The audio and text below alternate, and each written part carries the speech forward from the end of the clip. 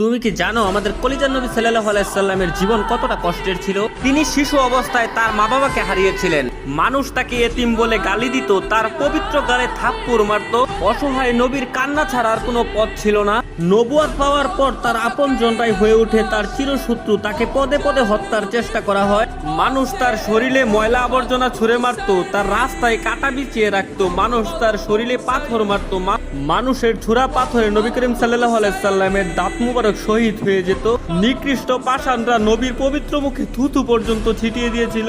নবী করিম সাল্লাল্লাহু আলাইহি সাল্লামের কষ্টের দহন আরো বাড়লো যখন তার শিশুকালে কলিজার 3 পুত্র সন্তান ইন্তেকাল করেছিল। আবার কলিজার নবীর ঘরে চুলাও জ্বলতো না। ঈদের দিনও তিনি না খেয়ে ঈদগাহে যেতেন। ইসলামের জন্য আমার নবী 3 বছর গাছের পাতা খেয়ে বেঁচেছিলেন। এত কষ্টের মাঝে থেকেও আমাদের কলিজার নবী আমাদের জন্যই শুধু কেঁদেছেন। আমার এই অসহায় নবীকে যদি ভালোবাসো তাহলে কমেন্টে লেখো আই লাভ মুহাম্মদ এবং